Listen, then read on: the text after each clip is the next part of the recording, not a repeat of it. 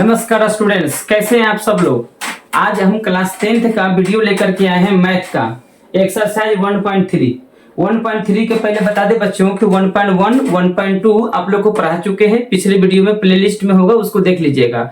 और याद रहे बच्चों, जैसे जैसे हमको छुट्टी मिलता है वैसे वैसे आप सबके लिए वीडियो हम बनाना शुरू कर देंगे। रुकेंगे नहीं, थकेंगे नहीं आपके लिए।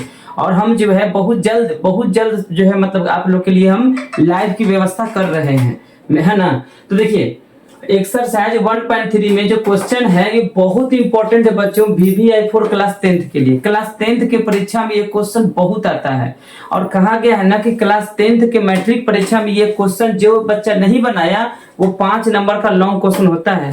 तो बच्चों हम बार बार कहते हैं कि इसको समझिएगा और देखिएगा कैसे होता है। ये क्वेश्चन जो है परीक्षा में पूछा हुआ क्वेश्चन है, बार बार पूछता है, इसलिए आप मेरी बातों पर भरोसा करके इसकी एक एक स्टेटमेंट को समझिएगा, एक एक बात को समझिएगा। क्वेश्चन है सिद्ध करें कि √5 एक अपरिमेय संख्या है। अपरिमेय संख्या साबित करना है, तो अपरिमेय संख्या साबित करना है तो हम क्या करते हैं, इसके उल्टा मान लेते हैं। अपरिमेय संख्या साबित करना है तो इसके उल्टा मान लेते हैं। तो बताइए हम जो है यदि संभव हो तो माना कि √5 एक परिमेय संख्या है। बच्चों जब ये परिमेय संख्या है तो परिभाषा के अनुसार क्या होता है, परिमेय संख्या P/Q के बराबर होगा, A/B के बराबर होगा, नियम होता है। वैसी संख्या जो P/Q के रूप में हो और Q का मान 0 ना हो उसे परिमेय संख्या कहते हैं। तो यहाँ पर P/Q के जगह पर हम मान लिया है A/B।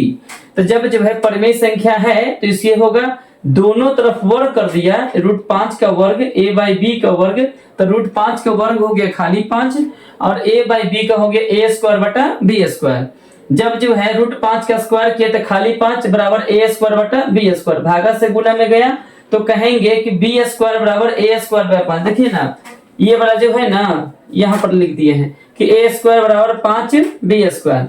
अब यहां से मालूम चलता है ना कि B बराबर A/5, तो 5 जो है A को काट दे रहा है, 5 जो है A को काट दे रहा है। देखिएगा ना A² का मान लेते हैं कितना, 25 लेते हैं, है ना, 25/5। तो पूरा पूरा काट रहा है कि नहीं काट रहा है। इसका मतलब है कि A बराबर 5 लिए तभी तो A² बराबर 5² हुआ, है ना। यानी कि A बराबर 5 ले तो A² बराबर ये हो गया। तो क्वेश्चन यही है कि जब जो है A²/5 है तो 5 A² को विभाजित कर रहा है। तो लिखिए यहाँ पर कि A² जो है 5 को विभाजित कर रहा है। तो जब स्क्वायर को विभाजित करेगा ना बच्चा, देखिएगा यहाँ पर जब स्क्वायर को विभाजित करेगा तो संख्या को भी विभाजित करेगा। इस बात याद रखिएगा, अगर कोई संख्या स्क्वायर को विभाजित कर रहा है तो वो संख्या को भी विभाजित करेगा। तो यानी यहाँ पर लिख दिए हैं कि जब स्क्वायर जो है 5 से विभाजित है तो 5 A को भी विभाजित करेगा। यहां तक समझ गए होंगे।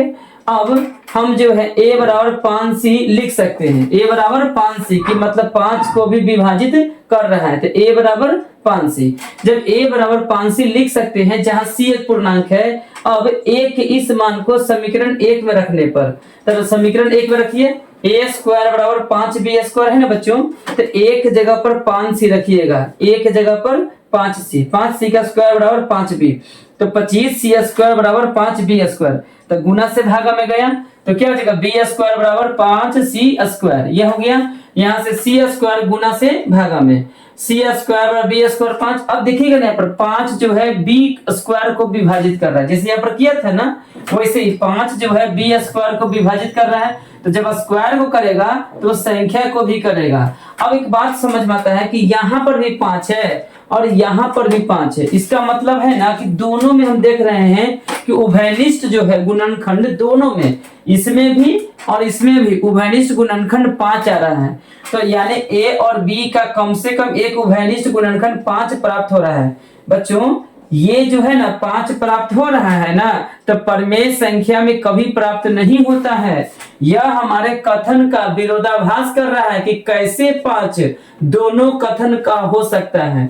अगर कोई संख्या परिमेय संख्या होता है ना तो केवल एक संख्या गुणनखंड हो सकता है, दोनों का नहीं हो सकता है। तो 5 कैसे हो सकता है। अतः हमारा यह मानना कि √5 एक परिमेय है गलत है।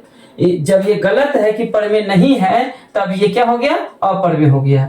और जो है ये क्वेश्चन को हम बता रहे हैं सागर सर एमएससी मैथ से, है ना। एक निपुण शिक्षक, हमने बच्चों जो है बीएड किया, हमने सीटेट क्वालिफाई किया, एक टीचर बनने का सारा क्राइटेरिया को फुलफिल किया, सारा एग्जाम क्वालिफाई कर करके, सारे एक्सपीरियंस ले करके 16 साल से जो है पढ़ा रहे बच्चों, और आपके लिए हमेशा लग गए हैं तैयारी कराने के लिए। तो आप जो है मतलब कि इस क्वेश्चन को समझिएगा, और ये क्वेश्चन लॉन्ग क्वेश्चन में आता है और ये परीक्षा में आने वाला है।